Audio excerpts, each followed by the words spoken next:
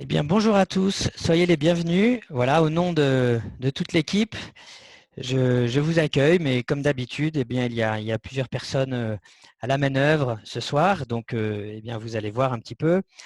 J'espère que vous allez tous régler vos petits problèmes techniques et que vous entendez bien. Je vois que notre chère sœur Christine Danel n'arrive pas à nous entendre, donc écoutez, j'espère que de votre côté, tout va bien. Je vous donne un petit peu les grandes lignes du programme de ce soir. On est ensemble pour 2 heures. D'abord, nous prendrons un petit temps de prière commune, tous ensemble, pour se retrouver et mettre notre soirée sous le regard du Seigneur. Ensuite, eh bien, nous prendrons quelques minutes, a priori une dizaine de minutes, pour eh bien, visualiser ensemble la charte promesse d'église qui, en fait, se dégage après la prise en compte de tous les retours que nous avons reçus. Alors, Dominique Rouillet nous le dira, mais je crois que les retours sont nombreux et que la plupart du temps, ils ont pu être pris en compte. Bon, Dominique nous expliquera ça. En tout cas, c'est un moment qui est plutôt court dans la soirée a priori, mais qui est important. On est très heureux d'en arriver là. Et puis ensuite, en revanche, on prendra un temps plus important dans cette soirée en termes de durée. On va y passer un petit peu plus d'une heure. Une séquence sur la synodalité, parce que vous savez que nous avons tous ensemble opté pour s'engager dans ce travail, parmi toutes les thématiques que nous avions identifiées, un travail qui repose en grande partie sur des témoignages et sur les contributions que pour beaucoup d'entre vous, vous avez envoyées depuis cet été. Voilà, et puis il sera temps après éventuellement d'avoir bien sûr quelques échanges en fonction du temps qui nous restera, et puis de nous quitter sur un dernier petit temps de prière. Un petit mot pour vous dire que nous avions prévu d'intégrer une toute petite séquence pour vous présenter les travaux qui étaient en cours pour que Promesse d'Église ait un petit site internet, même modeste. On a choisi finalement de ne pas intégrer ça dans cette soirée parce que ça faisait trop et qu'il y a encore un petit peu de boulot, même si c'est super bien engagé. Donc on se propose de le mettre plutôt pour la fois d'après, et pour le coup, il sera tout beau, tout neuf. Voilà. Et puis s'il y a des questions néanmoins sur le sujet, nous sommes quelques-uns à pouvoir y répondre. Voilà. Heureux d'être avec vous, et pour commencer, je laisse la parole à Louis-Étienne.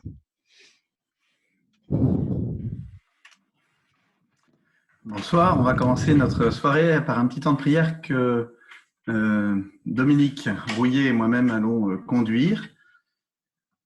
Au nom du Père et du Fils et du Saint-Esprit. Amen. Seigneur, nous te remercions pour cette soirée, de nous rassembler ce soir. Malgré la crise sanitaire, nous pouvons nous retrouver et nous te demandons de nous conduire. Jubilez, criez de joie, acclamez le Dieu 3 fois saint, venez le prier dans la paix, témoignez de son amour.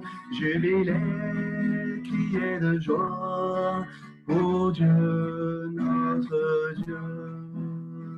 Louez le Dieu de lumière, il nous arrache aux ténèbres, devenez en sa clarté des enfants de sa lumière. Jubilez, criez de joie, acclamez le Dieu 3 fois saint, venez le prier dans la paix, témoignez de son amour. Jubilez, criez de joie, ô Dieu, notre Dieu.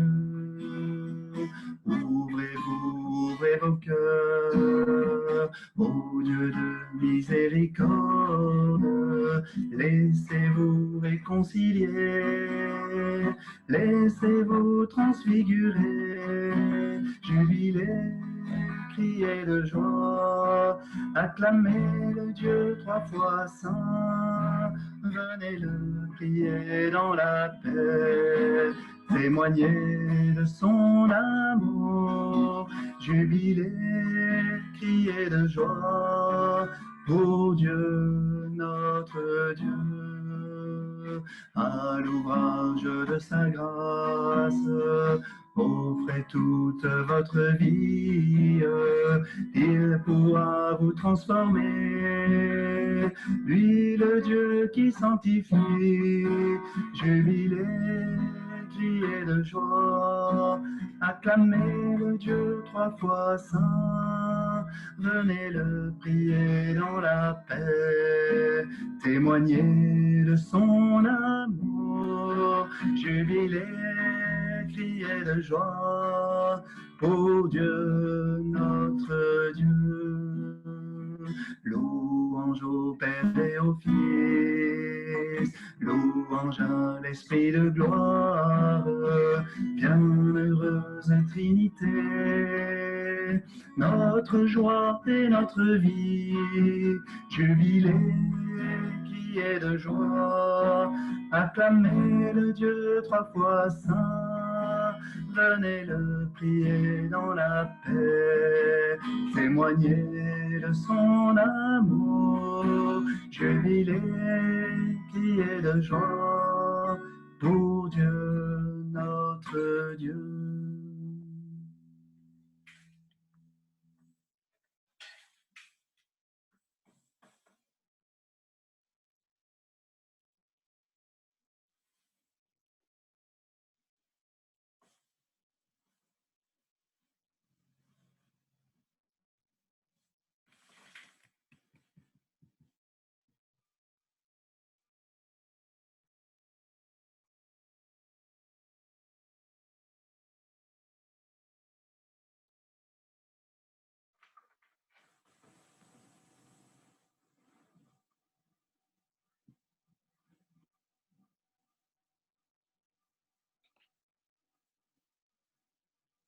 De l'Évangile selon saint Luc. Et voici qu'un légiste se leva et dit à Jésus pour l'éprouver, « Maître, que dois-je faire pour avoir en héritage la vie éternelle ?» Il lui dit, « Dans la loi, qu'y a-t-il décrit? Comment lis-tu » Celui-ci répondit, « Tu aimeras le Seigneur ton Dieu de tout ton cœur, de toute ton âme, de toute ta force et de tout ton esprit, et ton prochain comme toi-même. » « Tu as bien répondu, lui dit Jésus. Fais cela et tu vivras. » Mais lui, voulant se justifier, dit à Jésus, « Et qui est mon prochain ?» Jésus reprit, « Un homme descendait de Jérusalem à Jéricho et il tomba au milieu des brigands qui, après l'avoir dépouillé et roué de coups, s'en allèrent, le laissant à demi-mort. Un prêtre vint à descendre par ce chemin-là, il le vit et passa outre. Pareillement, un lévite, survenant en ce lieu, le vit et passa outre. Mais un Samaritain, qui était en voyage, arriva près de lui, le vit et fut pris de pitié. Il s'approcha, banda ses plaies, y versant de l'huile et du vin, puis le chargea sur sa propre monture, le mena à l'hôtellerie et prit soin de lui.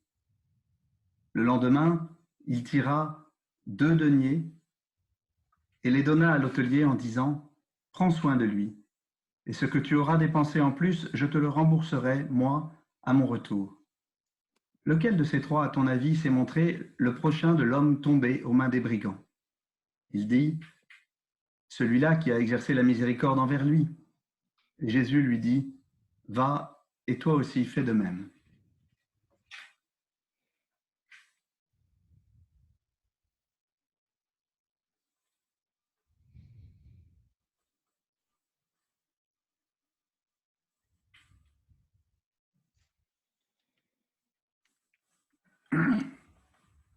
Je vous propose de méditer avec quelques extraits de l'encyclique du Saint-Père et de reprendre un petit refrain entre chaque extrait. Si le micro de Dominique ne marche pas, peut-être que Véronique Fayet peut lire ou quelqu'un d'autre pour alterner.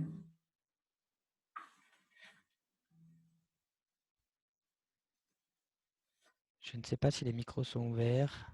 Non. Il faudrait qu'Emmanuel, tu puisses... le pauvre Emmanuel qui a la technique.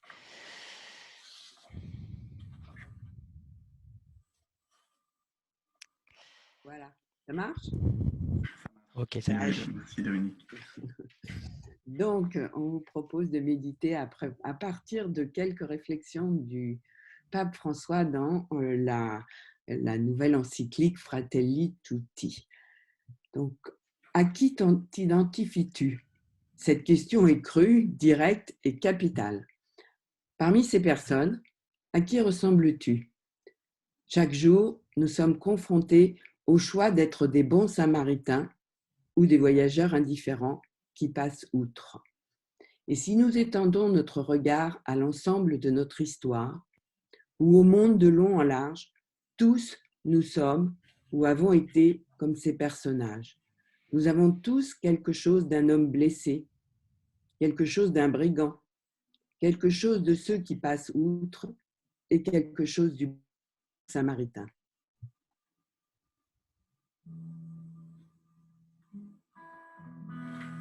Par ta main guide-nous, Seigneur,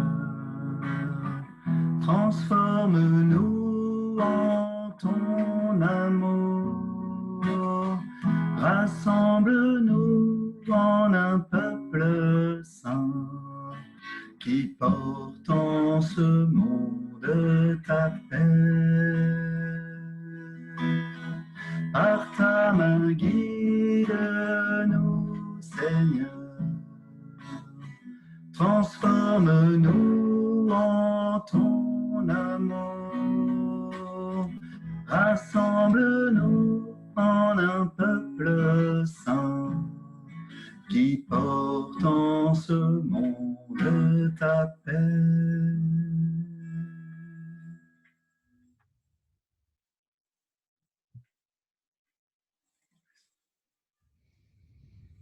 Vas-y, continue, Dominique.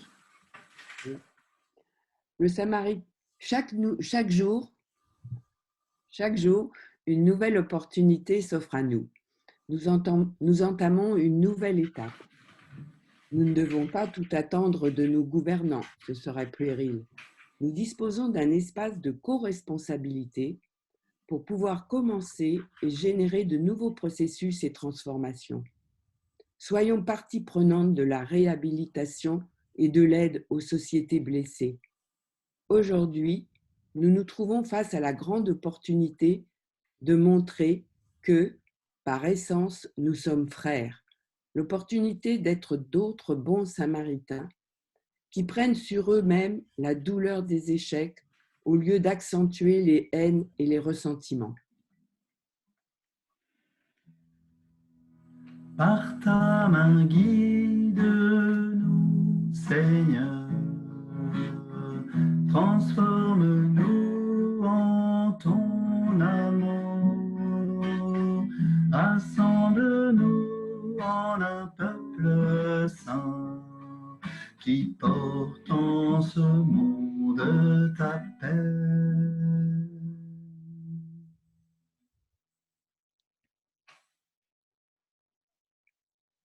Le Samaritain en voyage est parti sans attendre ni remerciement ni gratitude. Le dévouement dans le service était sa grande satisfaction devant son Dieu et sa conscience, et donc un devoir. Nous sommes tous responsables du blessé qui est le peuple lui-même et de tous les peuples de la terre. Prenons soin de la fragilité de chaque homme, de chaque femme, de chaque enfant et de chaque personne âgée par cette attitude solidaire et attentive, l'attitude de proximité du bon samaritain. Par ta main guide-nous, Seigneur, transforme-nous en ton amour, rassemble-nous en un peuple saint qui porte en ce monde ta paix.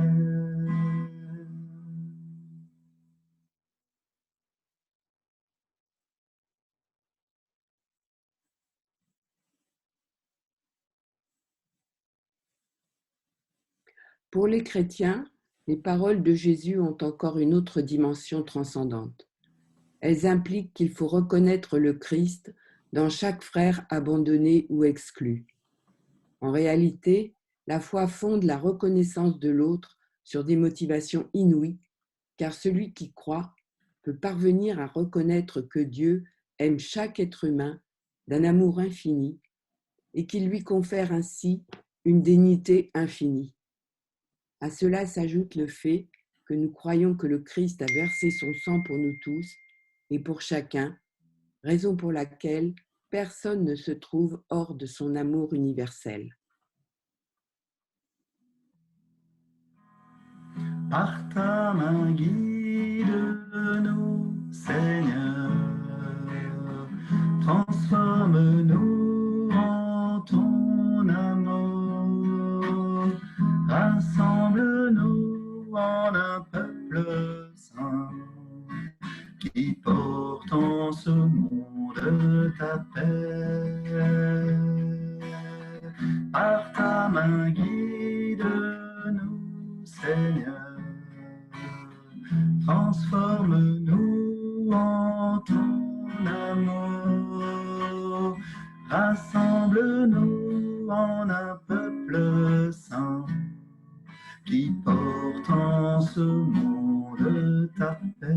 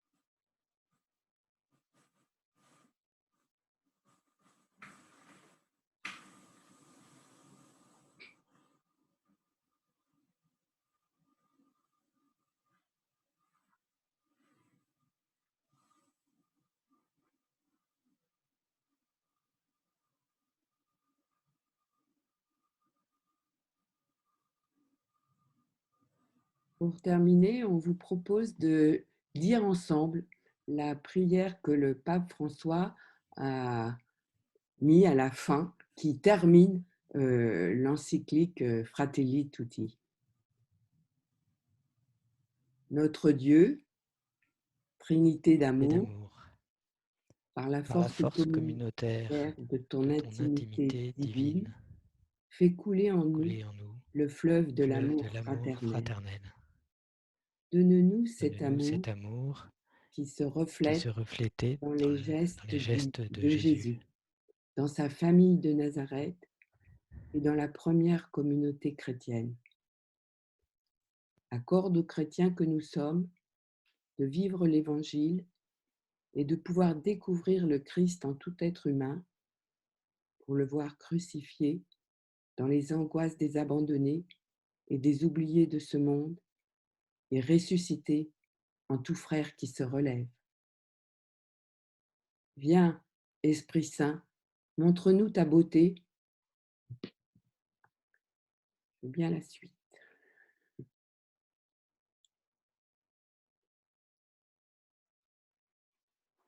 Pour revenir au cello d'avant, Oui. Viens, Esprit Saint, montre-nous ta beauté, reflétée en tous les peuples de la terre, pour découvrir qu'ils sont tous importants, que tous sont nécessaires, qu'ils sont des visages différents de la même humanité que tu aimes.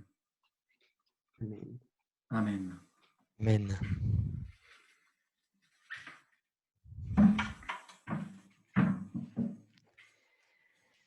Au nom du Père et du Fils et du Saint-Esprit. Amen. Amen. Toi, Guillaume. Merci beaucoup Louis-Étienne, merci Dominique. Et merci Emmanuel qui est à la technique, c'est pas simple. Voilà. Eh bien, voilà, nous prenons ces quelques minutes pour passer à cette séquence de la charte qui la tient en 2 pages, donc ne vous inquiétez pas, elle n'a pas été divisée par 2. Dominique, je te laisse la parole. Je vous rappelle comment on a procédé. On a un petit groupe commencé à rédiger un texte. On vous l'a envoyé plusieurs fois en juin, mais juste avant le confinement, donc en mars, mais ensuite en juin, parce qu'on pensait que vous l'aviez un peu oublié, puis on vous l'a rappelé au mois de septembre. Et pour finir, on a eu près d'une vingtaine de remontées de mouvements qui nous ont tous, en général, dit qu'ils étaient très contents du texte. On n'a eu aucune opposition forte, mais chacun a fait des propositions d'amélioration, des petites nuances. Et avec ça, on a repris le texte et on a au mieux essayé de tenir compte de toutes vos propositions. Donc, vous avez là maintenant le texte qui est un peu notre travail à tous ensemble. Et donc, si personne n'a d'opposition qui irait jusqu'à ce que nous soyons obligés de ne pas l'adopter, nous vous proposons de l'adopter ensemble. On vous l'a envoyé juste avant pour que vous la relisiez avant qu'on se retrouve. Donc, si c'est à vous de dire, est-ce qu'il y a parmi vous des gens qui pensent que ce n'est pas adoptable en l'état? Avec une petite précision technique, donc les micros sont fermés. Je demande à Emmanuel s'il est possible de les ouvrir, même si on sait qu'il faut que globalement on les garde fermés. Donc ça, c'est une petite question pour Emmanuel. Sinon, il y a le chat, donc n'hésitez pas à mettre un petit mot dans le chat. Et puis voilà, pour redire ce qu'a dit Dominique, on prend le parti de ne pas faire un vote pur et simple, mais de s'assurer qu'il n'y ait pas d'objection majeure. Voilà. Mais donc, vous pouvez éventuellement le signifier dans le chat si c'est le cas. Et puis, si c'est le cas, dans ce cas, on pourra sans doute ouvrir le micro. Alors Emmanuel, je ne sais pas si tu peux ouvrir les micros en règle générale. Voilà, je pense qu'il regarde. Enfin, n'hésitez pas à utiliser le chat et puis peut-être passer à la page suivante aussi, qu'on puisse un peu voir les 2 parties de la charte, Voilà. même si vous l'avez déjà reçu. Si vous avez vraiment quelque chose qui vous bloque, c'est le moment de le dire. C'est comme au mariage, si quelqu'un a quelque chose contre, il le dit et après c'est fini. Alors Michel nous signale, je crois, une petite faute. OK. Ah, ça c'est bien. Parce que, oui, Merci Michel. Très bien. On corrigera.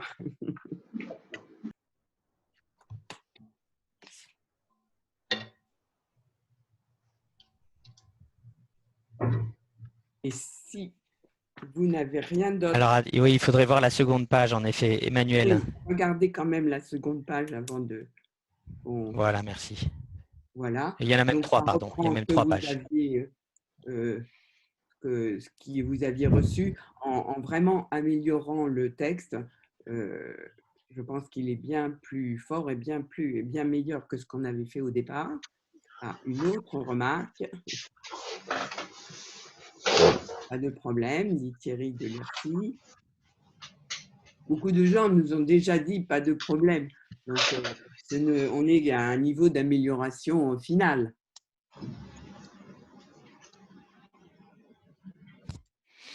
On vous laisse le lire jusqu'à la fin, si vous le souhaitez. On a repris la fin plus modestement, de façon à dire que nous allions contribuer, comme plusieurs nous l'avaient dit. Et donc, si vous en êtes d'accord, ça devient la charte promesse d'Église. Et pour que ça le devienne tout à fait, tous les mouvements qui veulent se dire promesse d'Église, c'est-à-dire vous et d'autres ensuite, vous envoyez un mail en disant « nous adhérons ». Pas tout de suite, dès demain.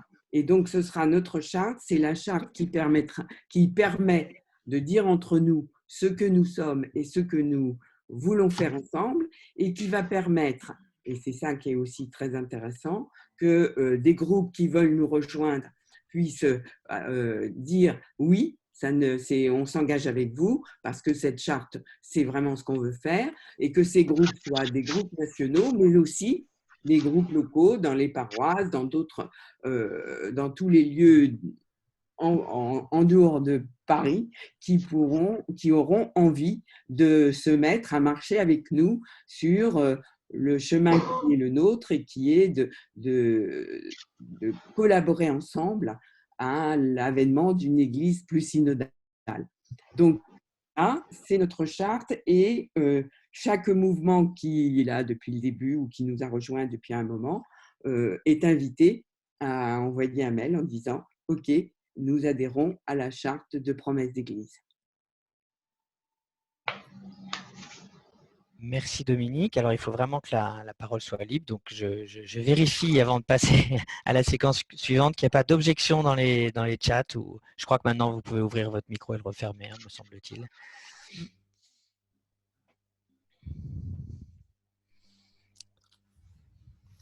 Alors si nous avions été en présentiel, on aurait tous levé les bras bien haut et exulté de joie. Alors voilà, on peut quand même nous avons on peut le faire, mais c'est vrai que la visio est moins bruyante. Bon. Alléluia, effectivement. Merci Véronique. Bon, eh bien ça c'est une joie, une belle nouvelle, donc à partager tous ensemble. Bravo en tout cas pour le travail de compilation, de relecture, parce qu'il y avait quand même beaucoup de retours. Et voilà, je crois que celles et ceux qui ont travaillé sur ce document ont eu à cœur vraiment d'intégrer le maximum des remarques. Donc j'espère que vous pouvez le reconnaître évidemment. Voilà, un grand merci à tous. On va pouvoir passer du coup à la séquence d'après, la grande séquence de ce soir sur la synodalité, et je vais laisser la parole cette fois à Monique qui va introduire et un petit peu, sans doute recontextualiser et expliquer cette séquence. Merci Monique. Bonsoir à tous. Alors, ce travail sur la synodalité a été préparé donc par un petit groupe dans lequel se trouvent 8 membres de Promesse d'Église. Il y a l'ACIO, l'ACI, les apprentis d'Auteuil, la COREF, CVX, la MRJC, la Mission de France et la Mission de la Mer, donc assez diversifié. Pourquoi parler de la synodalité ? Peut-être qu'un petit rappel est en fait pas inutile. Promesse d'Église existe parce qu'en août 2018, le pape François a écrit au peuple de Dieu pour dire « J'ai besoin de vous tous, j'ai besoin que chaque baptisé se sente concerné, engagé dans cette transformation ecclésiale et sociale dont nous avons tant besoin. » Et le pape lit toujours « transformation ecclésiale et transformation sociale ». Si l'Église ne travaille pas à sa propre transformation, elle ne peut pas aider le monde, la société à se transformer. Cette lettre était écrite dans le contexte des abus sexuels. Le pape parle de abus sexuels, abus de pouvoir, abus de conscience, et il dit que la racine de ces abus se situe justement dans un mauvais rapport au pouvoir. Il qualifie ça, le cléricalisme, comme une façon déviante de vivre l'autorité dans l'Église, dont il dit bien que laïcs et prêtres et évêques ont tous participé à cette façon de vivre de certaines formes de cléricalisme. Et il dit très clairement aussi, dire non aux abus, c'est dire non de façon catégorique au cléricalisme. Il explique aussi en quoi ça consiste. Il dit finalement, au fil des siècles, un clergé s'est constitué, mais au fil des siècles, il y a comme une scission qui s'est faite dans le peuple de Dieu, comme s'il y avait ceux qui savaient les choses de Dieu et ceux qui n'y connaissaient jamais rien. Et petit à petit, donc, oui, c'est comme s'il y avait 2 églises, une église qui enseigne, une église qui doit apprendre. Et c'est cette église-là, en fait, que le pape veut dépasser, cette division qui, en fait, pour lui, n'est pas le seul, n'est pas théologiquement juste. Et sa réponse à cette division qui s'est installée au fil des siècles, c'est l'Église synodale. Et il a dit ça dans un discours, il dit pour lui, ce que Dieu attend de l'Église en ce 3e millénaire, c'est une Église synodale. Alors, qu'est-ce que c'est une église synodale? Dans ce discours qui date de 2015, donc qui est antérieur à la lettre au peuple de Dieu, parce que le problème est aussi bien antérieur au dernier scandale que nous avons connu. Il donne un petit peu les grandes lignes de ce que peut être cette église synodale. Au point de départ, il y a cette idée d'une égale dignité de baptisé, le fait que l'esprit est à l'œuvre dans chaque baptisé. Et puis, il insiste beaucoup que cette église synodale est une église de l'écoute réciproque. Personne ne sait tout de Dieu. En matière de notre rapport à Dieu, on a toujours à écouter et à apprendre des autres. Et puis, on a surtout tous ensemble à se mettre à l'écoute de l'Esprit Saint. Et puis, dernière indication qu'il donne, c'est dans l'Église, finalement, l'autorité, elle ne peut toujours être qu'une autorité de service, en se référant, bien sûr, au lavement des pieds. Donc ça, c'est les grandes lignes qu'il donne pour dire qu'est-ce que c'est une Église synodale. Mais après, il reconnaît lui-même que c'est plus facile à expliquer en quelques mots, plutôt que de le mettre en œuvre. Et le pape a essayé, il a commencé à mettre en œuvre cette idée d'église synodale à travers les 3 synodes qu'il a déjà organisés. Il y a eu le synode pour la famille, le synode pour les jeunes, le synode pour l'Amazonie, chaque fois avec des questionnaires donc, pour que les laïcs, que tout le peuple de Dieu puisse s'exprimer, avec un travail des évêques à partir de cette réalité. Mais il se rend compte aussi que néanmoins, la prise de conscience dans l'Église est lente et que cette Église synodale ne va pas, tout le monde ne sait pas, ou même la plupart des gens ne savent pas comment la mettre en œuvre. Donc il a décidé de lancer pour 2022 un synode sur la synodalité. Donc le travail que nous menons va déjà s'inscrire dans ce travail beaucoup plus large que l'Église universelle va entreprendre pour essayer de comprendre comment peut-on faire une église synodale. Nous connaissons le synode des évêques, enfin, pour ceux qui s'intéressent déjà aux détails de l'église. Certains ont vécu des synodes dans leur diocèse, mais le pape souhaite une église entièrement synodale. Donc, en attendant que le synode sur la synodalité démarre, qu'on a un questionnaire, etc., nous avons essayé de réfléchir qu'est-ce qu'on peut faire, comment peut-on réfléchir à cette synodalité, au cléricalisme, etc. Et comme nous n'avons pas de recette miracle non plus, il nous a semblé que la façon la plus honnête de travailler cette question-là était de commencer par porter un regard critique sur le fonctionnement de nos propres organisations. Pourquoi ? Je l'explique parce que certains d'entre vous se sont étonnés en disant pourquoi faire le détour par nos propres fonctionnements alors que le cléricalisme, ça se situe surtout en paroisse. C'est vrai, le cléricalisme, ça se joue entre clercs et laïcs, donc très souvent en paroisse. Ça peut aussi jouer dans nos organisations membres, mais surtout, c'est un problème d'un rapport d'autorité donc, qui est mal compris, qui fonctionne mal. Et donc, des rapports d'autorité, des rapports hiérarchiques, des rapports dissymétriques, nous en avons dans toute organisation humaine, catholique ou non, dans la société aussi. Et un certain nombre d'entre nous ont déjà travaillé sur ces questions-là. Et donc, il nous a paru quand même intéressant de d'abord déjà voir qu'est-ce qui a été fait, qu'est-ce qui existe entre nous, pour voir quelles leçons on pourrait en tirer, quelles bonnes pratiques on pourrait éventuellement proposer.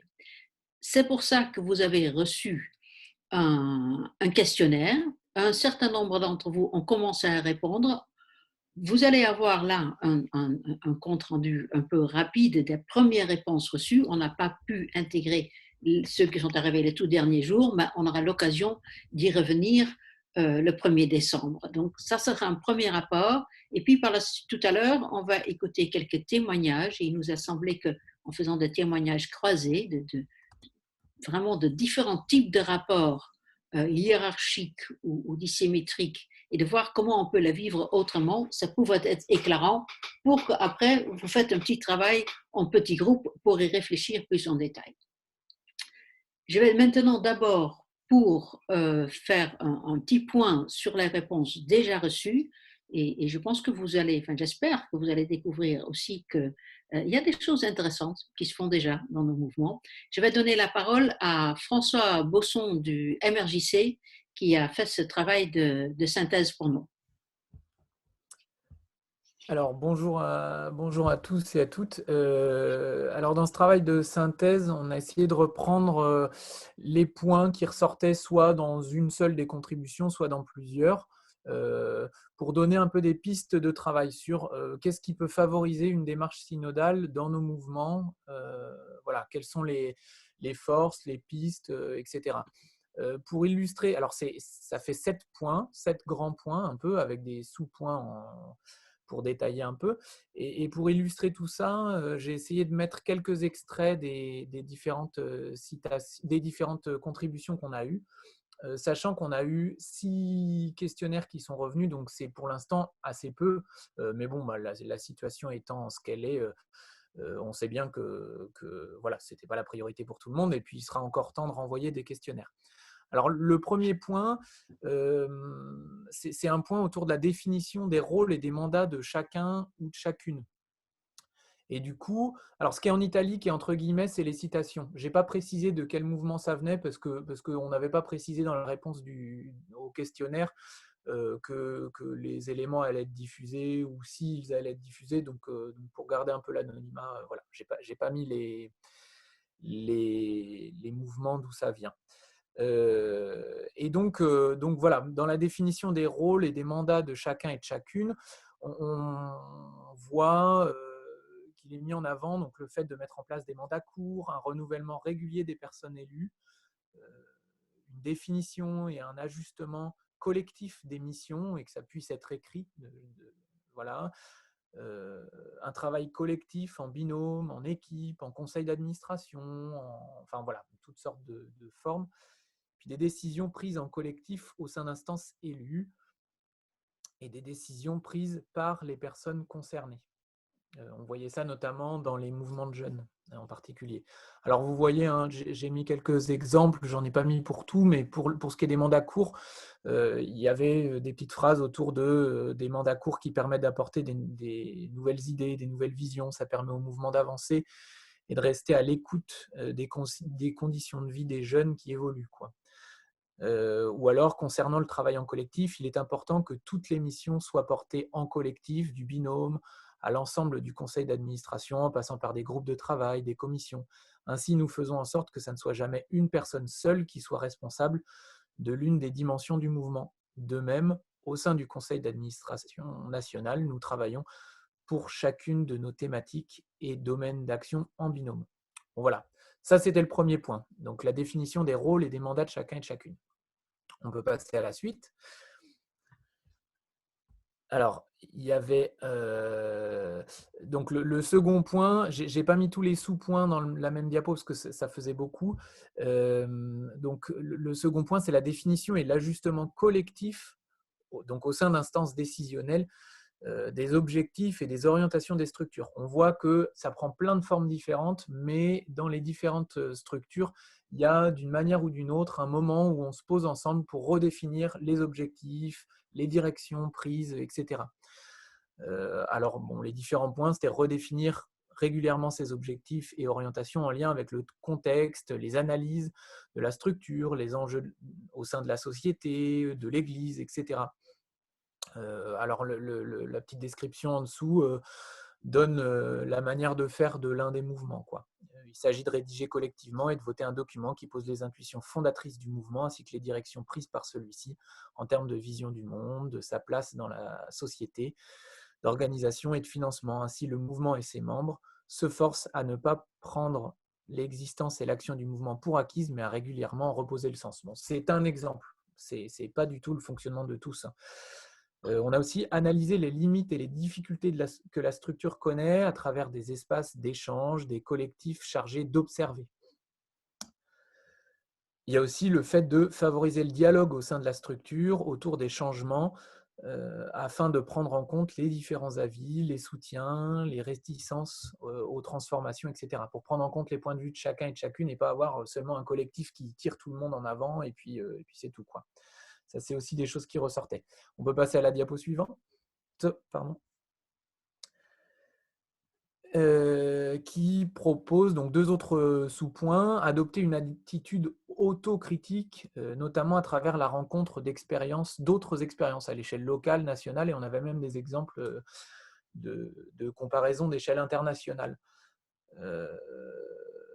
Ce sont les frottements, entre guillemets, nécessaires à la vitalité du mouvement, par exemple. On dit ce mouvement-là, les accidents, les incompréhensions ou les désaccords peuvent être source de tension, mais ce sont aussi des portes qui s'ouvrent. C'est ce qui fait que nous sommes un mouvement et pas simplement une association. Et puis, un dernier sous-point là-dessus, le travail sur le temps long pour ne pas mettre en place de changements dans la précipitation, par souci d'efficacité. Le temps peut manquer pour respecter les procédures, pour écouter l'autre ou se mettre à l'écoute de la parole de Dieu, de l'Esprit Saint. Il est nécessaire d'accepter un temps plus long pour mener les changements.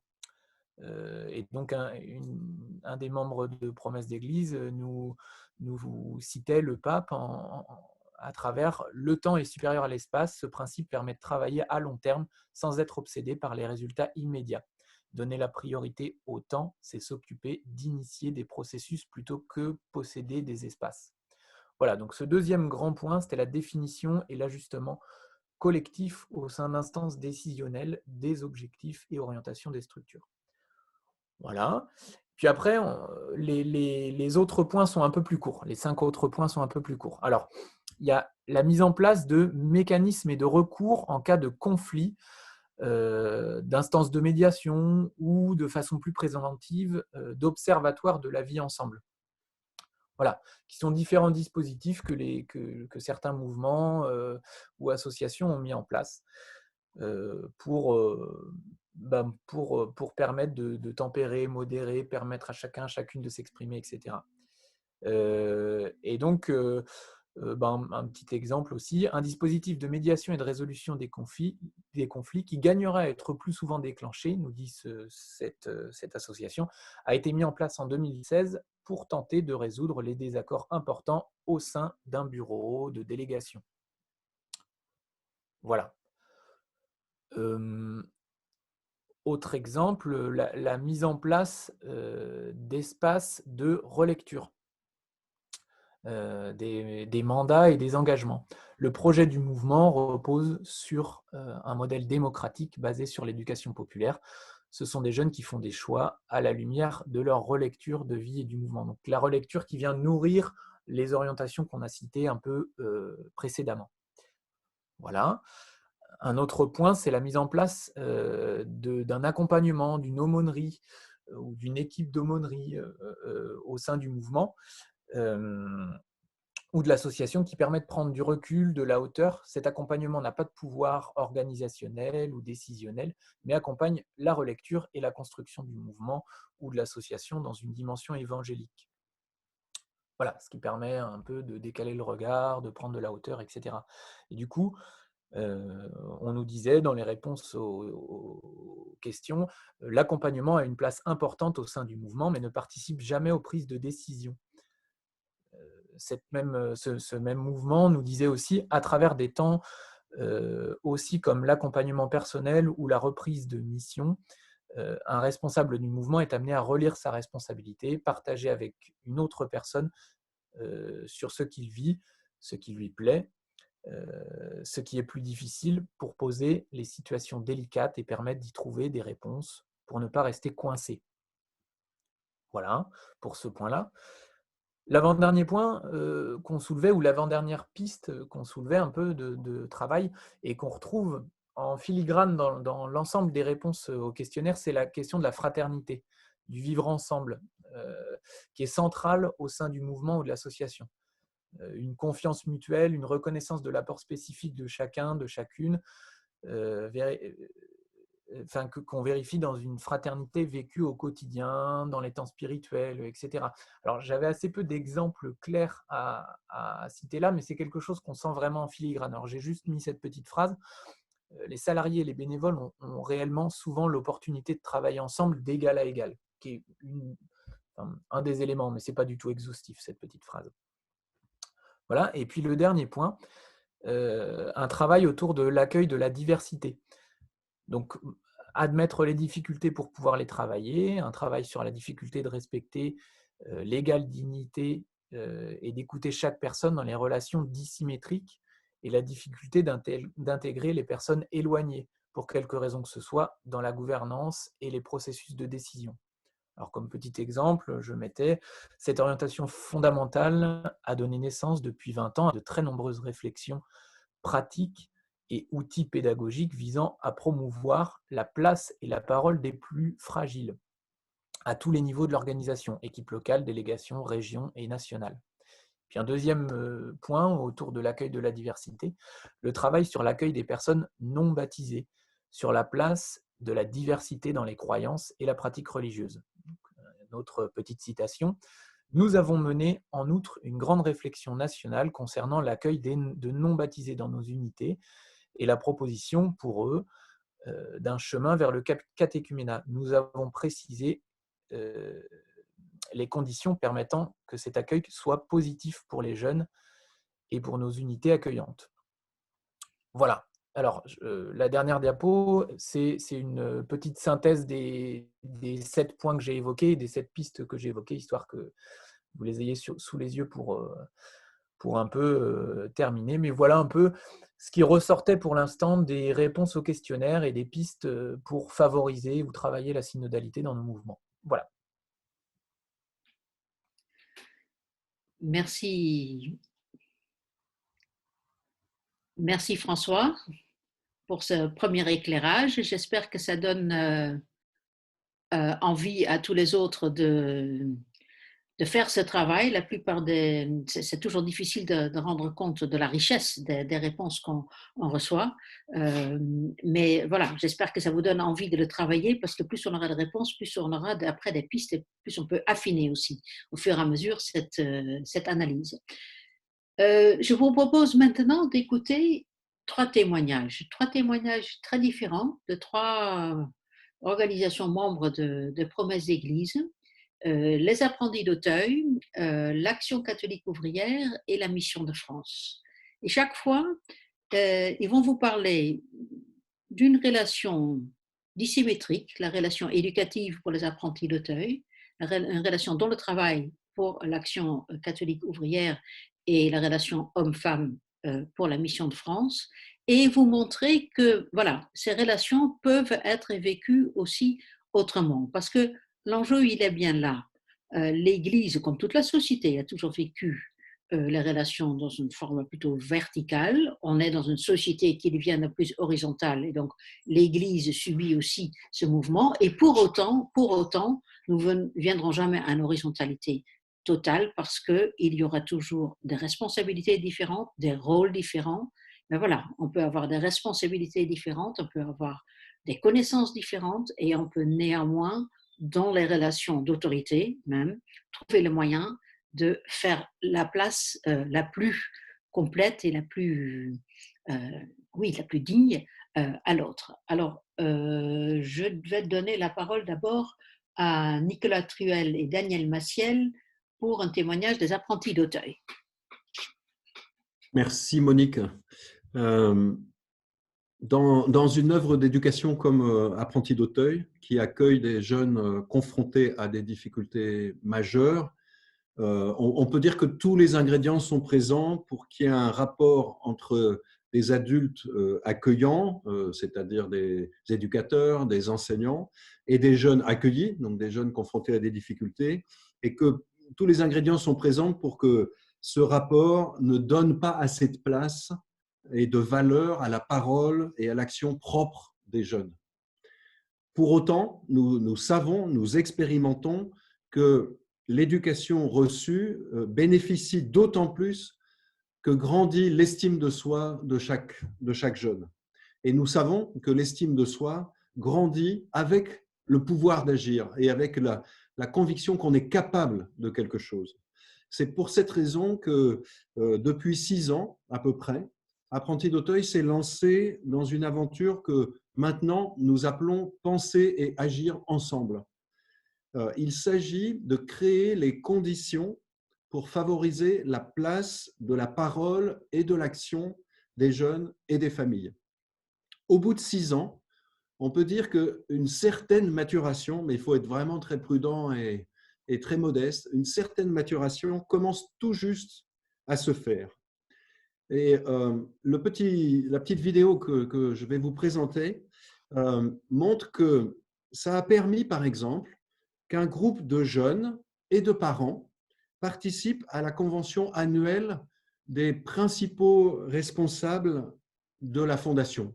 Vous allez voir une intervention, dites-vous qu'il y a 60-70 personnes dans la salle. Et ces jeunes qui ont participé à cette convention annuelle nous ont fait une surprise. C'est ce que vous allez voir dans le film qu'on vous présente maintenant. Vous avez préparé un petit texte que dont Divine va se faire porte-parole. Alors Divine, dis-nous un petit peu ce que vous attendez de la convention, ce que vous attendez de la fondation. D'accord, je vais parler comme une présidente de la République. On attend de cette convention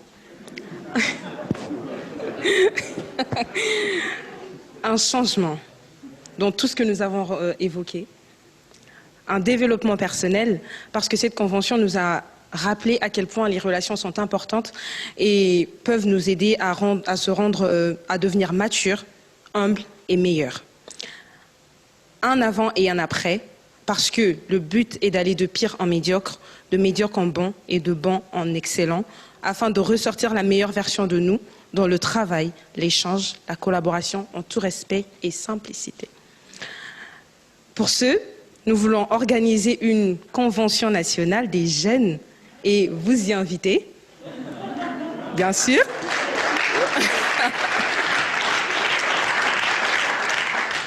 Une convention qui consistera donc à donner la parole aux jeunes en multipliant des temps comme ceci, une convention nationale, avoir confiance et la réciprocité, jeunes adultes, et en fait de nous faire confiance, de vous pousser à nous faire confiance afin que nous puissions aller de l'avant. Ce qui a fait ressortir cette phrase, faites-nous confiance et donnez-nous une place.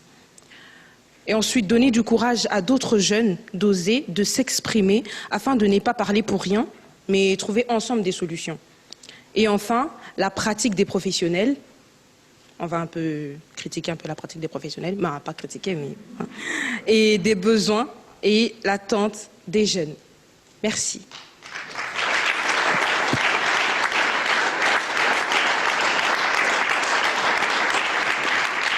Dans la salle, il y a des questions pour les jeunes qui sont là. Oui, Nicolas, merci. Non, la question que j'ai, c'est que nous voulons organiser une convention nationale des jeunes et vous y inviter. On veut vous pousser à nous faire confiance, donner du courage à d'autres jeunes, parler de la pratique des professionnels, de nos besoins et de la manière de les satisfaire.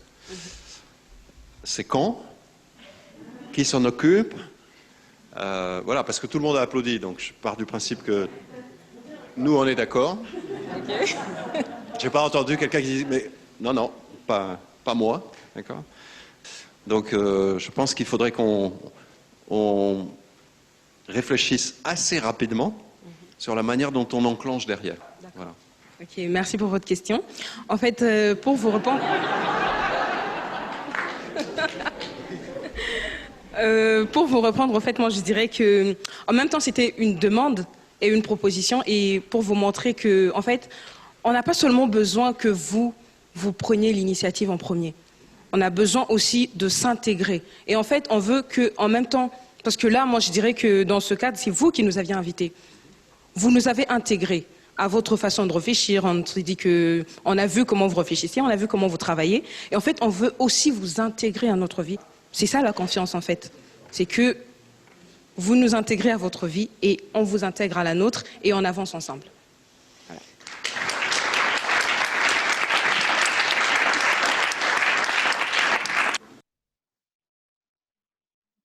Voilà, j'avais envie de vous partager cette séquence comme peut-être représentative d'une transformation qui s'opère chez nous. Ce que nous dit Divine, vous nous avez fait venir chez vous pour nous demander ce que nous en pensions, et c'est bien, mais vous pourriez venir chez nous et apprendre de nos propres questionnements et expériences, et c'est encore bien, voire c'est encore mieux. Voilà, et c'est peut-être ça un chemin ou une voie de synodalité. Merci Nicolas. Je pense que c'est en fait un témoignage qui est très clair, qui donne à penser. Je vais maintenant donner la parole donne à penser d'autant plus que l'Église se prend généralement aussi comme éducatrice. Elle est mater et magistrat, comme on dit généralement, elle est mère et éducatrice. Donc voilà, un bel exemple à méditer. Je passe la parole maintenant à Catherine Baudier pour l'Action catholique ouvrière, pour une question de rapport d'autorité et de respect de l'égale dignité dans le monde du travail. Est-ce qu'elle est là, Catherine? Je ne la vois pas, moi, Catherine. Je ne la vois pas. Est-ce qu'elle peut nous dire comment elle s'appelle? Comment elle s'appelle? Le nom, c'est Sylvain Nittel. Ah, voilà. Elle est masquée. Tu la vois Et en fait, c'est Bruno qui va présenter l'intervention. Ouais. Ah, ça. Oui, voilà, moi, je ne suis ni Sylvain Knitel ni Catherine Baudier. Je suis Bruno Cadet, un des secrétaires nationaux de l'ACO. Nous, on a choisi de témoigner sur notre relation qu'on a avec les travailleurs en situation de handicap qui sont travaillent dans les ESAT, hein, les établissements spécialisés. Donc voilà notre témoignage. Donc on a intitulé Chemin d'émancipation. Le diaporama. Quel diaporama. Oui, il arrive. Ah ok, d'accord. Voilà. Donc l'ACO s'est donné une priorité qui place les personnes en situation de précarité et de fragilité au cœur de sa mission. Une fois que l'on a dit et écrit cela, quelle posture adopter? On pourrait se dire que l'on va parler des précaires. On pourrait s'adresser à eux de l'extérieur pour leur dire qu'ils sont désormais notre priorité. Pourtant, nous essayons de ne pas nous situer dans cette posture plutôt surplombante et extérieure. Donc, c'est le cas pour les travailleurs en ESAT. C'est une réalité qui est très présente dans plusieurs régions en ACO. Alors, notre objectif est qu'ils soient acteurs de leur vie et du mouvement, et pour le mouvement, de prendre conscience qu'ils sont déjà acteurs de changement. Dans un premier temps, on souhaitait rappeler que ces travailleurs avaient pris la parole à la rencontre nationale de Saint-Étienne. Alors, la rencontre nationale de l'ACO, c'est l'instance la plus importante du mouvement, hein, qui rassemble 700 personnes tous les 4 ans à peu près. Donc voilà, des travailleurs handicapés en milieu ordinaire, mais aussi en ESAT, ont pu prendre la parole dans un forum. Principale expression des travailleurs en ESAT, 2 points. Donc, nous sommes des travailleurs. Actuellement, ils sont considérés comme des usagers, non pas des travailleurs. Nous travaillons comme tout le monde, nous produisons, nous sommes utiles à la société. Donc, nous ne devons pas être considérés comme des usagers d'un service médico-social, mais comme des travailleurs. Et donc, bénéficier des dispositions du Code du travail, ce qui n'est pas le cas aujourd'hui, et aussi avoir un salaire digne. Des délégués du forum ont présenté leurs expressions devant l'ensemble de la rencontre nationale en séance plénière.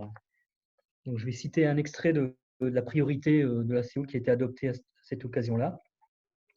Il est nécessaire que travailleurs en ESAT, nous soyons reconnus comme des personnes qui effectuons un travail avec des compétences et des évolutions possibles. Nous souhaitons qu'un code du travail s'applique à notre travail. Le Conseil de vie sociale doit permettre notre expression de travailleurs en ESAT.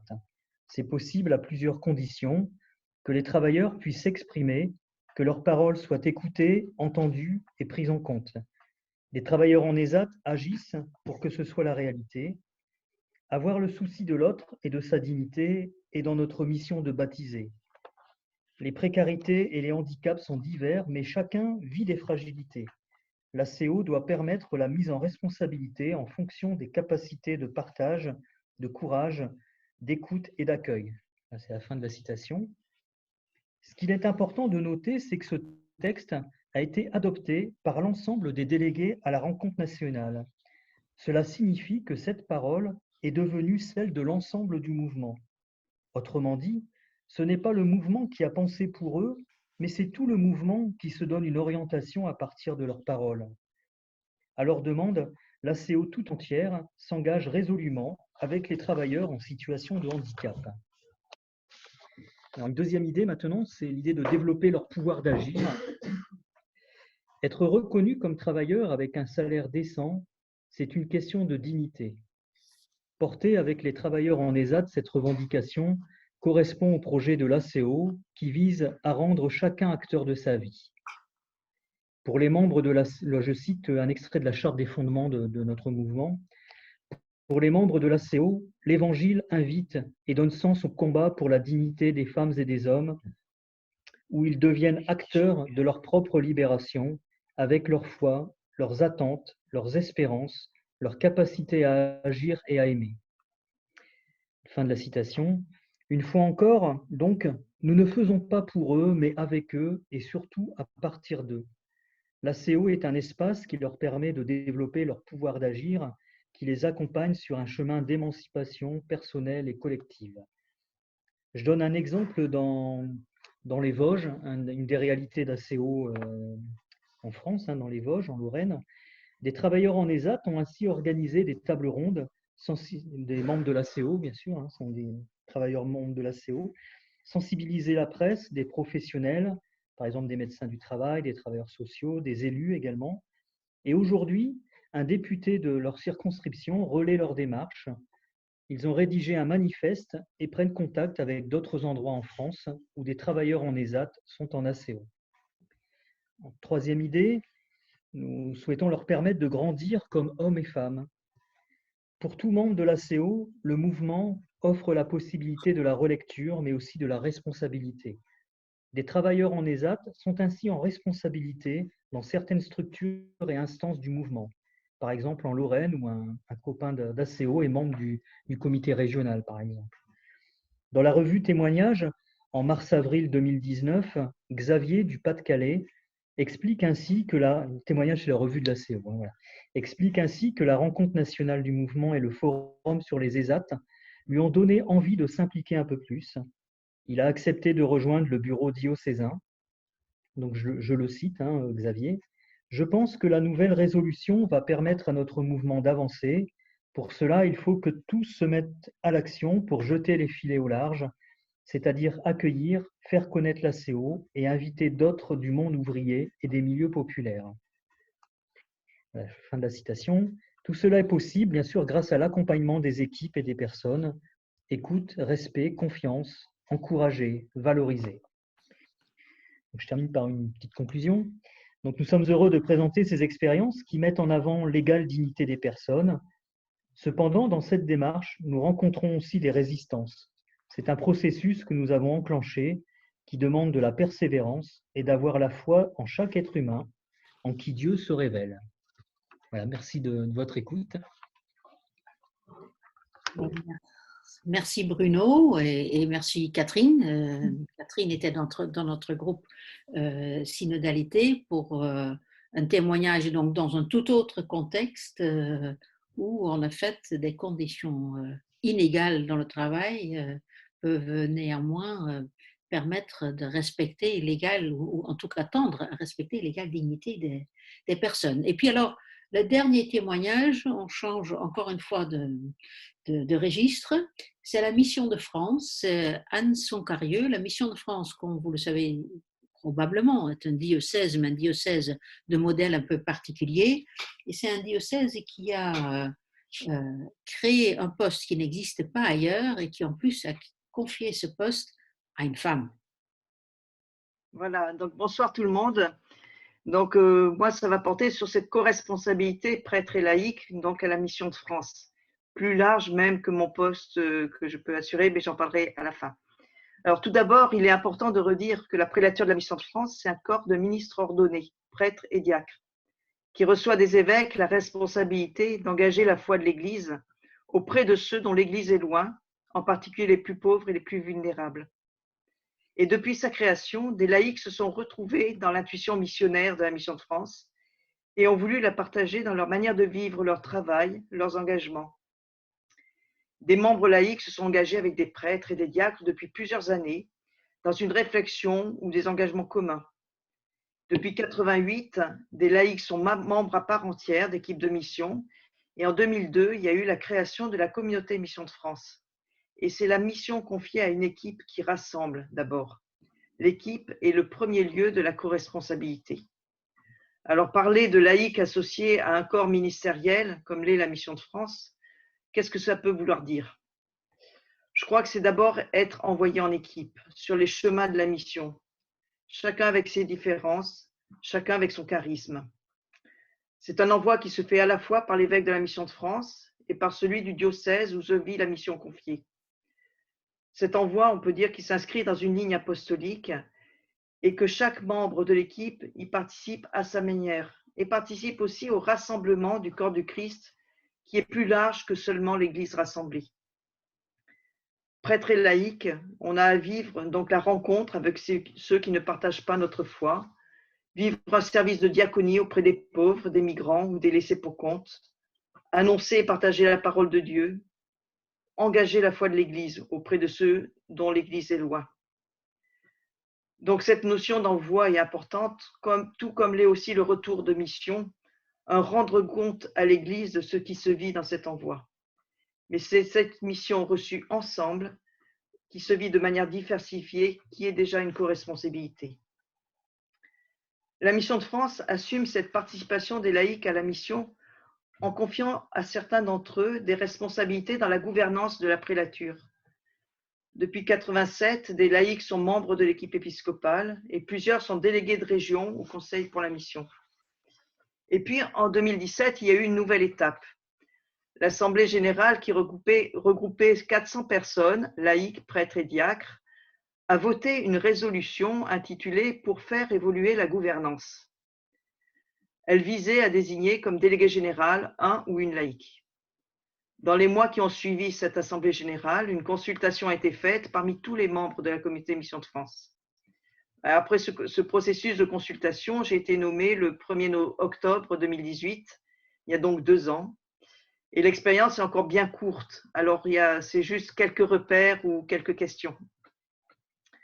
Je ne suis pas portée candidate, ni imaginé devenir déléguée. Il y a une dimension d'appel et d'envoi à recevoir. Non seulement celui de l'évêque, mais à travers lui, celui d'une église qui cherche à renouveler, à partager sa responsabilité dans l'annonce de l'évangile. Me rendre disponible a été de l'ordre d'un décentrement. Cette nouvelle responsabilité n'est pas pour moi de l'ordre d'un travail qui viendrait remplacer celui que j'avais précédemment, et c'est apprendre à tourner d'abord mon regard et mon écoute vers ceux et celles à qui la responsabilité reçue m'envoie. Et cela m'invite à une attitude de service. C'est bien pour l'ensemble de la communauté Mission de France, prêtres et laïcs, hommes et femmes, que je reçois cet envoi.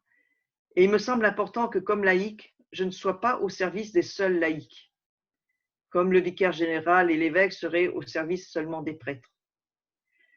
Dans ce chemin qui se dessine, il faut aussi les reconnaître et laisser place aux liens particuliers que l'évêque ou le vicaire général peut avoir un ministre ordonné. La co-responsabilité, c'est reconnaître que prêtres et laïcs, nous ne sommes pas interchangeables. Nous avançons ensemble, mais je ne me situe pas dans une revendication d'égalité. Il y a un chemin à trouver.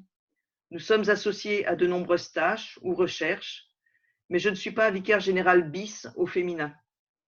Et mon rôle ne se définit pas que par des tâches à assurer. C'est être aussi partie prenante de ce pourquoi la Mission de France existe. Cette responsabilité me transforme, mais est-ce que l'Église est changée par le fait qu'une laïque soit associée à la responsabilité apostolique d'un évêque ou de prêtre? C'est une question. La présence d'une déléguée générale n'est pas qu'une nouvelle manière de s'organiser, de répartir les responsabilités. Dans ce changement, peut-être que l'Église est encore plus fidèle à elle-même quand elle permet à chacun d'entendre et de vivre le « va trouver tes frères », comme Marie-Madeleine a pu l'entendre du Christ ressuscité. C'est sans doute une des figures qui peut nous aider à mieux comprendre la participation des laïcs à la dimension apostolique de l'annonce de la foi. Merci. Merci Anne. Voilà les les 3 témoignages, les 3 éclairages, donc de situations très différentes, mais où donc de nouvelles façons de vivre les relations hiérarchiques, les relations d'autorité, les relations hommes-femmes dans le travail, etc., se cherchent. Et encore une fois, le petit groupe synodalité est convaincu que à travers tout ça, l'Église peut trouver aussi des inspirations pour renouveler sa façon de faire et vivre la synodalité. Ce qu'on vous propose maintenant, c'est un travail en petits groupes. Daniel Maciel va vous expliquer cela. C'est à partir d'un petit texte que vous avez déjà reçu par mail, un texte qui est sorti d'un document des apprentis d'Auteuil. Et après, on reviendra, vous allez être automatiquement mis en petit groupe, il faut juste cliquer sur accepter, puis à un moment donné, on va vous dire de revenir dans le grand groupe, et il faudra à nouveau accepter, et puis après, on aura encore un éclairage théologique. Je donne donc la parole à Daniel Maciel. Voilà, bonsoir à tous. Alors, ce petit texte, donc vous l'avez reçu, donc il est extrait du guide des 10 repères pour penser agir ensemble. Et ce qui est important, c'est que c'est un texte qui a été écrit avec des jeunes plutôt en situation de précarité, avec des parents qui n'étaient pas forcément les parents de ces jeunes, mais des parents qui sont en lien avec la Fondation des apprentis d'Auteuil, et puis avec des professionnels. Et donc, ensemble, ils ont réfléchi sur comment on peut se mettre en égalité quand on est dans des postures aussi dissymétriques. Et donc, il y a une dizaine de repères très simples. Et on a choisi de travailler ce soir sur le repère numéro 2 qui s'appelle « Égale dignité », que je vais juste relire pour ceux qui ne l'auraient pas reçu ou qui n'auraient pas eu le temps de le consulter. On n'a pas tous le même rôle et on a besoin de tous pour réussir. Nous avons tous des rôles différents, des missions différentes, des capacités différentes. Riches de cette diversité, nous choisissons de nous retrouver et d'agir ensemble.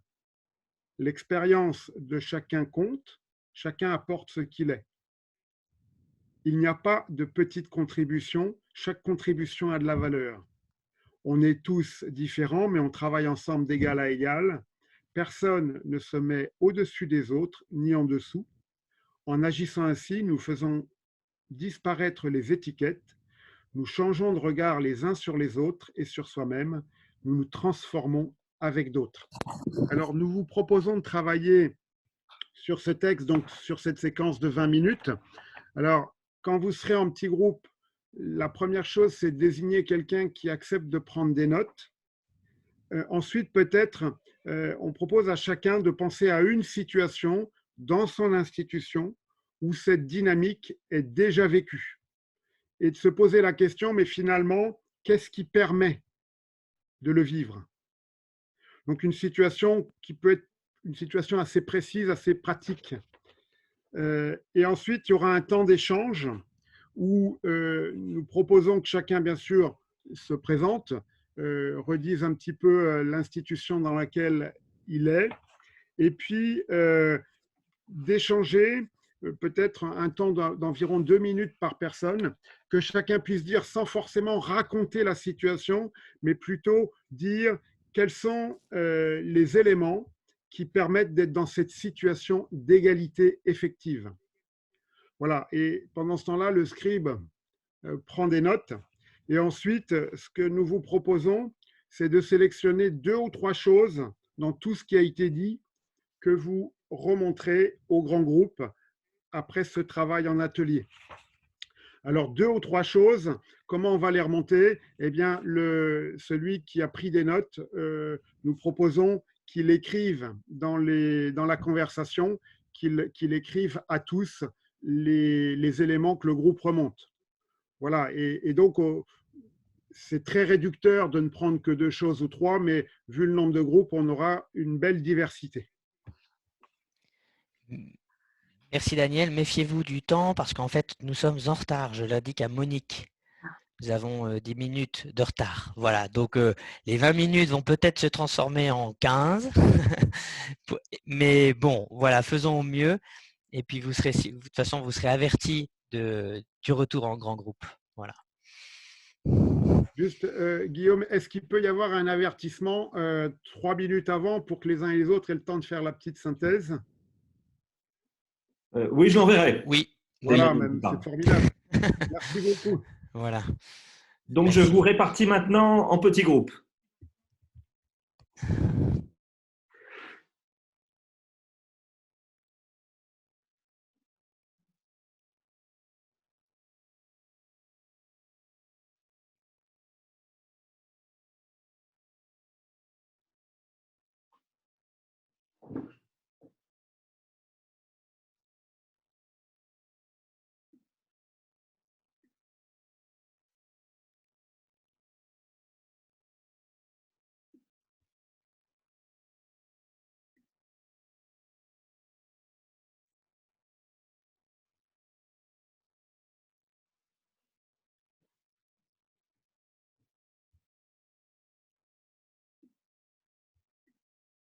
Tu m'entends, Monique?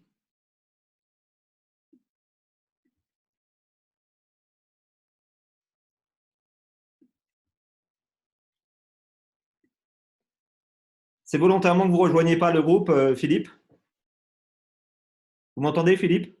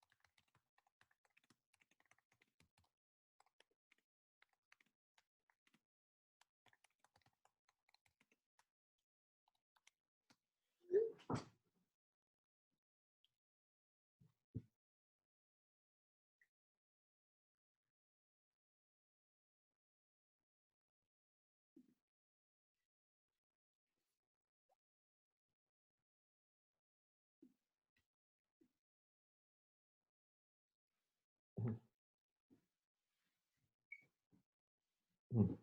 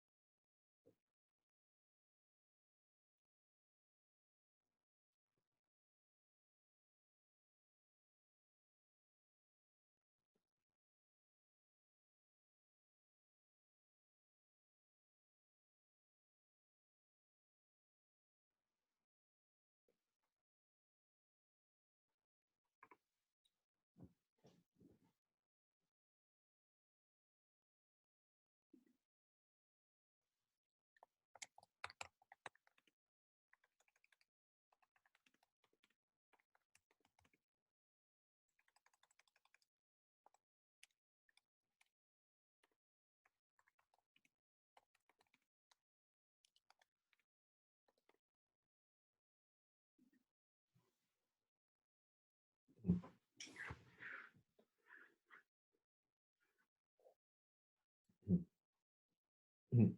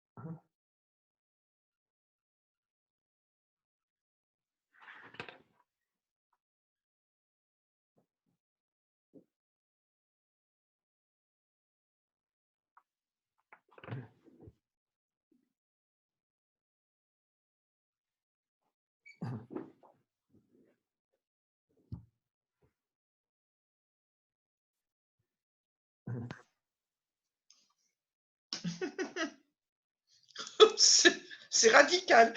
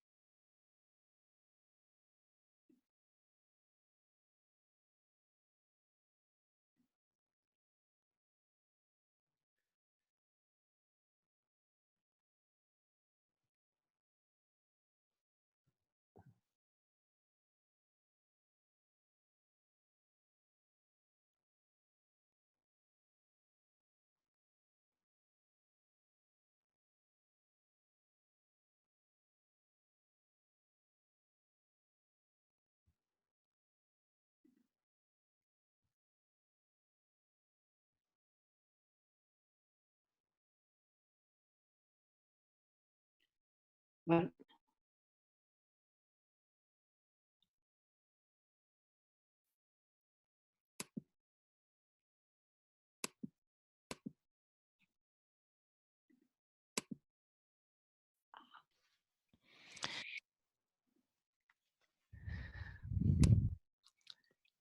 Alors Emmanuel, est-ce que tu peux dire à Monique si tout le monde est revenu? Alors, tout le monde n'est pas encore revenu. Tout le monde n'est pas encore revenu, mais c'est... Et donc si on est revenu, on peut mettre notre contribution voilà, dans le texte, dans le chat. Alors voilà, si tout le monde est là.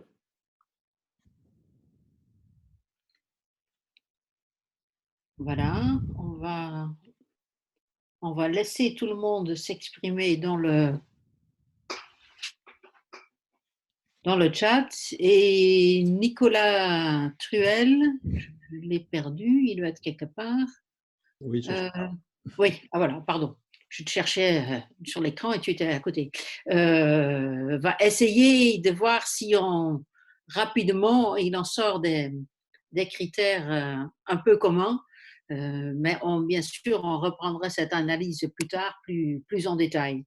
Bon courage, Nicolas. Hein. Alors, l'exercice que vous me demandez est absolument impossible, d'autant que tout le monde, comme moi, peut lire les commentaires qui sont faits. Dans l'ordre ou dans le désordre, là, ça commence par une notion de mise en retrait. On rappelle que la question que nous nous sommes posée, c'est quelles sont les conditions pour permettre un rapport d'égal à égal qui respecte les positions de chacun et les places de chacun. Donc, une certaine forme de réserve, de mise en retrait, de la responsabilité, aussi donner ou partager la responsabilité. Bien sûr, l'écoute pleine et entière.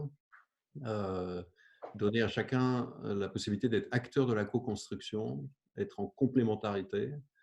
Un point important, je pense que c'est un point d'attention, ne pas être dans cette dynamique-là, dans un champ de manipulation.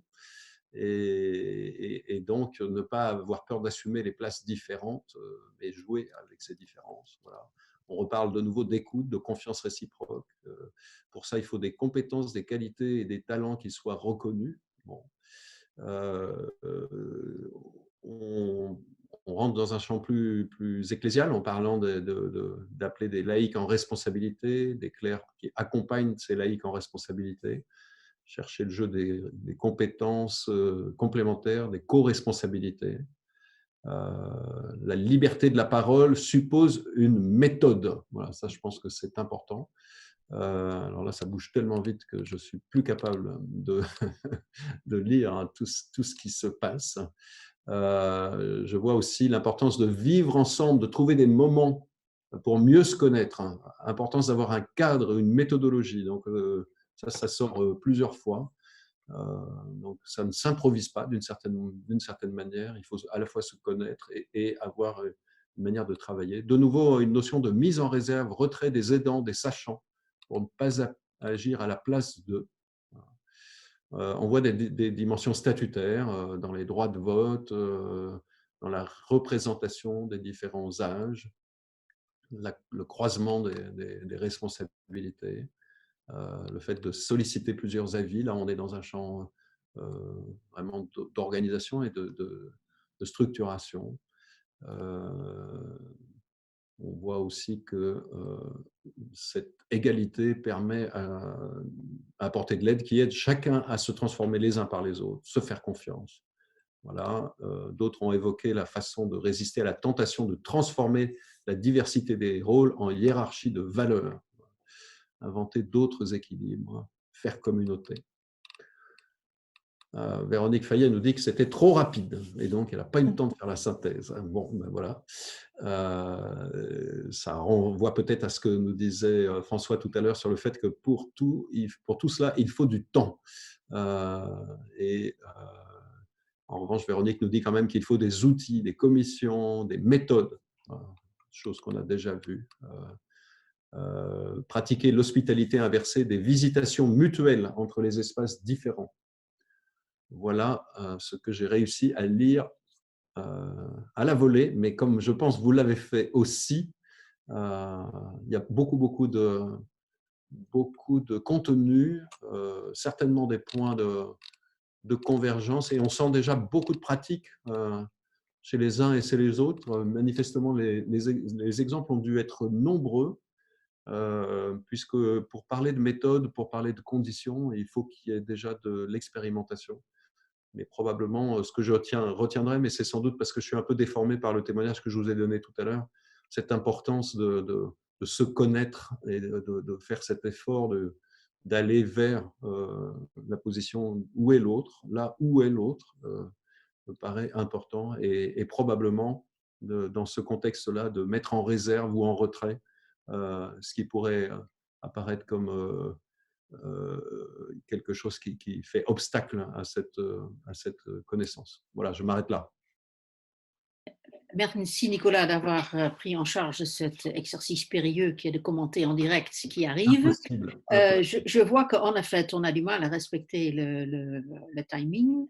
Donc, sans tarder, je vais maintenant donner la parole à Claire-Anne Baudin, théologienne qui travaille au Centre Sèvres et qui nous a écoutés pendant tout ce temps-là, qui a écouté aussi les dernières réunions du groupe Synodalité et qui va en quelques minutes nous dire ce qu'elle a entendu.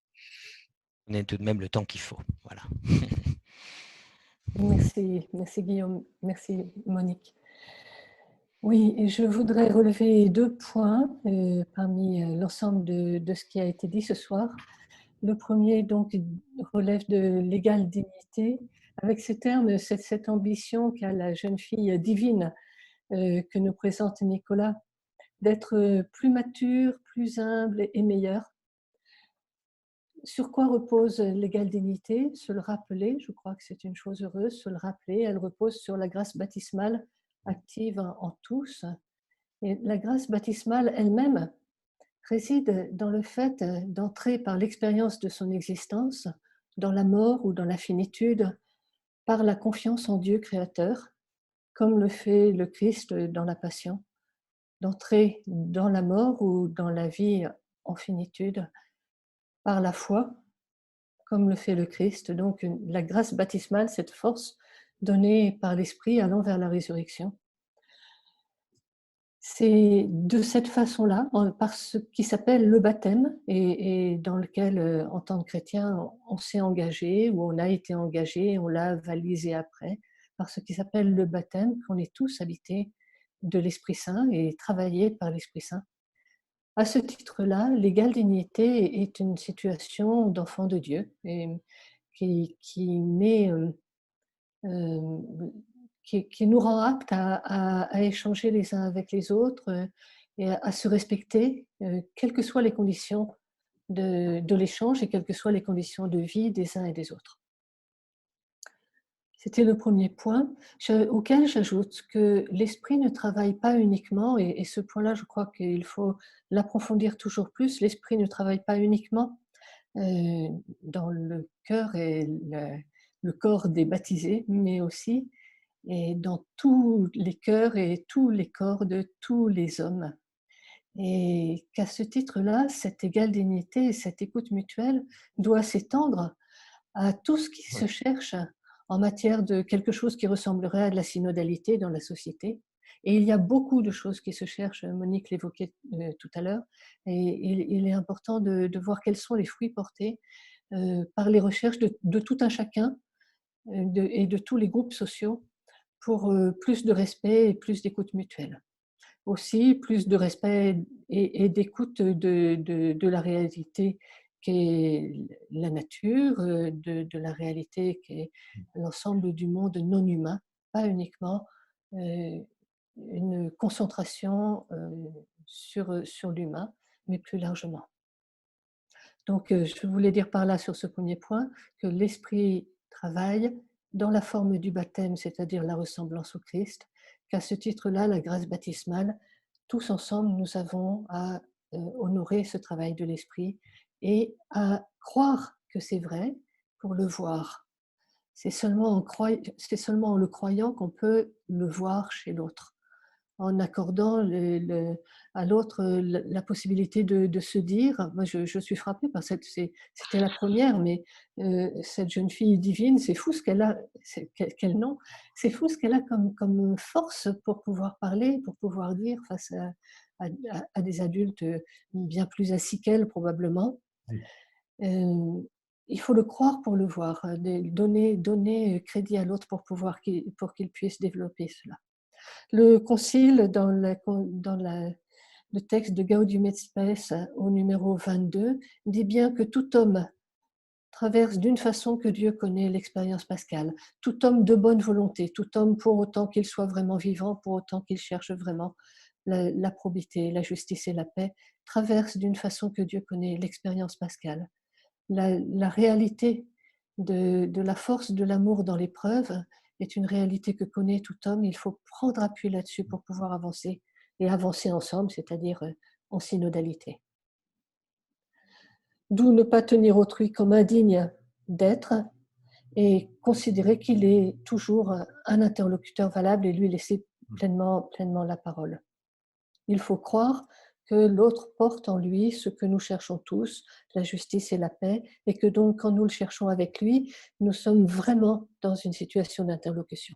Je vais bientôt m'arrêter, alors je voudrais aborder le deuxième point que je trouve opportun, disons, parmi des trop grandes richesses. Mais le deuxième point, c'est celui de la réciprocité. Le fait que dans l'Église, il y a peut-être, enfin de ce que j'ai vu, une difficulté à avoir des relations qui sont légitimement réciproques, en particulier dans les relations entre clercs et laïcs. Une forme de mise à part ou de sacralisation du clergé qui rend les relations réciproques difficiles, dans les deux sens d'ailleurs, très certainement. D'abord dans le sens d'une réception par le clergé de ce que portent les laïcs. Enfin, en tout cas, ça semble perceptible dans ce sens-là. Donc, une relation à sens unique, c'est un leurre et c'est une prise de pouvoir. Ça marche à tous les coups, on a beaucoup essayé, il est peut-être temps maintenant de s'y prendre autrement. Et je pense qu'on peut vraiment dire que pour dépasser cette non-réciprocité des relations, il faut atténuer l'idée d'une hiérarchie des états de vie. Et il n'y a pas d'état de vie qui soit meilleur ou préférable que d'autres, mais pour chacun, une vocation propre, un choix, une élection de la part de Dieu pour que chacun vive une vie qui soit réellement une vie de paix, de justice, de fécondité. Et en somme, pas de plus ou de moins pour le royaume de Dieu, mais la vie de chacun qui doit trouver sa place pour porter le fruit qu'elle porte. Enfin non, pour donner le fruit qu'elle porte. Voilà, je crois que c'est bien. Et moi, de voir ça, donc je suis extérieure au groupe, je n'appartiens pas à un mouvement au titre où vous mentionnez cette pratique, mais à voir ce que vous faites, je crois que c'est possible. Merci Claire-Anne de ce petit éclairage et de cet encouragement, en fait, on peut finalement y arriver, on peut faire autrement. Voilà, on n'a pas complètement respecté l'horaire, donc la conclusion, je vais la faire très vite pour cette séquence synodalité. Ça, c'est une première approche. Je vous l'ai dit, dans son discours, le pape parle d'égale dignité d'écoute et de l'autorité comme service. On va essayer de la prochaine réunion, qui sera le 1er décembre, de travailler davantage sur l'écoute. Peut-être faut-il qu'on revoie un petit peu pour que ce ne soit pas trop long, parce qu'on sera encore par Zoom, malheureusement. Pour petit à petit explorer un petit peu les conditions. Qu'est-ce qui rend cette synodalité possible et quels critères, quelles conditions peuvent le favoriser. Et puis on aura aussi un éclairage théologique à ce moment-là. Et puis il y aura d'autres choses à voir, mais je passe la parole à Guillaume qui va vous dire ce qu'on va faire, tout ce qu'il y a en chantier encore. Merci en tout cas Monique pour toute cette séquence synodalité. Merci à tout le groupe de travail. Quel travail d'ailleurs, donc qui est désormais voilà, profitable pour tous, c'est super. Donc merci à tous pour les témoignages et cette préparation. Bon, pour vous dire aussi que nous étions à un moment 49 connectés. Voilà, donc c'est une belle présence collective ce soir. Donc Zoom a au moins ce mérite-là, je crois, de nous rendre tous présents sans trop de problèmes. Merci aussi à nos deux chers évêques accompagnateurs qui sont là, présents discrètement, mais bien présents. Alors en effet, pour la prochaine fois, on a du pain sur la planche, hein, vous le savez, on a 1000 sujets qu'on aimerait traiter, mais on ne peut pas tout faire de front, donc c'est assez assumé de faire pas à pas et de faire ce que l'on peut. En tout cas, on poursuivra, comme l'a dit Monique, ce travail sur la synodalité. Ça, c'est certain, d'autant que, comme elle vous l'a dit tout à l'heure, tous les retours qu'on a eus n'ont pas encore été finalement recueillis, analysés, compilés. Et or, ça vaut le coup de prendre le temps de regarder tout cela. Et il n'y a pas d'urgence, mais si d'ailleurs parmi vous, certains n'ont pas eu le temps de le faire, à la limite, faites-le encore. Il ne faut pas se l'interdire. N'hésitez pas.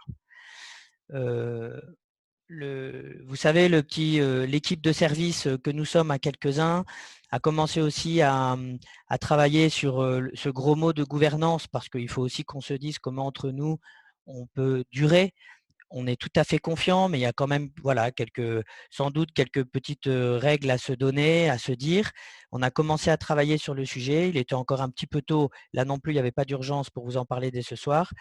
Mais on espère pouvoir vous en parler la prochaine fois. Là aussi, ça dépend de l'heure du jour parce qu'on ne veut pas non plus trop charger. Voilà, pour qu'on ait le temps de travailler sur le fond et de se nourrir mutuellement. Et on aura aussi à cœur à nouveau d'avoir quelques interventions extérieures. Donc on a sachez qu'on fait des rencontres diverses, assez diverses, hors église ou dans l'église, et que là aussi l'idée c'est que tout le monde puisse en profiter. Donc on travaille aussi à cela, donc on verra le 1er décembre ce que l'on arrivera à mettre dans l'ordre du jour. Voilà. Avant de conclure, je voulais quand même laisser la possibilité, enfin nous voulions laisser la possibilité à chacun de réagir, soit dans le chat, parce que de toute façon, après, on garde ce qui est écrit, donc on pourra le recueillir, soit micro ouvert, on peut se donner 1 minute, pas pour qu'on réponde à d'éventuelles questions, parce qu'on n'aura pas le temps, mais si vous voulez dire une joie ou interpeller, poser une question et on s'y répondra plus tard, n'hésitez pas. Voilà, donc je propose qu'on se laisse 1 minute, qu'on n'ait pas peur de ce silence-là. C'est 1 minute d'écoute. Et puis ensuite, sans transition, Louis-Étienne, eh bien, écoute, je te laisserai nous aider à nous quitter dans le recueillement et dans cette belle communion dans laquelle on a commencé tout à l'heure.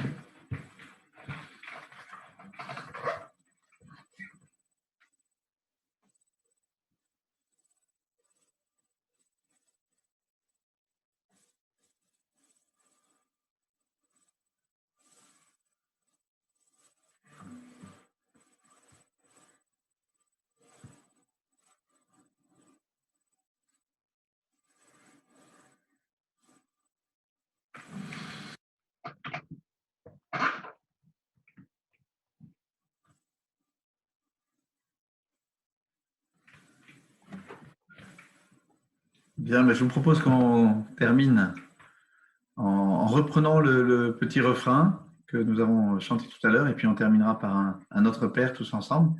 Et puis vous pourrez toujours envoyer d'autres commentaires après ce petit temps.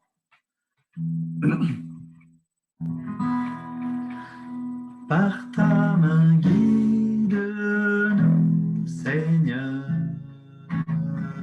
rassemble, transforme-nous en ton amour, rassemble-nous en un peuple saint qui porte en ce monde ta paix. Par ta main guide-nous, Seigneur, transforme-nous en ton amour, rassemble-nous en un peuple saint qui porte en ce monde ta paix. Par ta main guide-nous, Seigneur, transforme-nous en ton amour, rassemble-nous en un peuple saint qui porte en ce monde ta paix.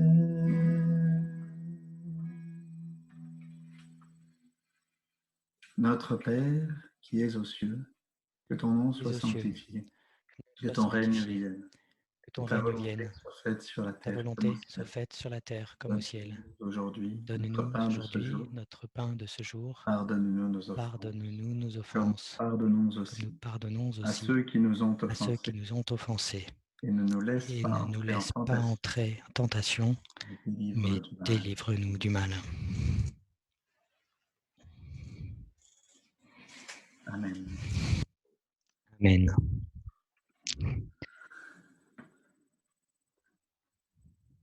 Eh bien, bravo. Merci à tous. Il est 20h. Voilà. On peut laisser ouvert un petit peu pour que vous puissiez vous parler, discuter, laisser encore des commentaires dans le chat. J'ai dit ça, bon, vos micros sont coupés, alors peut-être qu'Emmanuel peut rouvrir, mais enfin, en tout cas, le chat est ouvert. Voilà. Et bonne soirée à tous. À très bientôt et merci à tous ceux qui ont préparé cette réunion.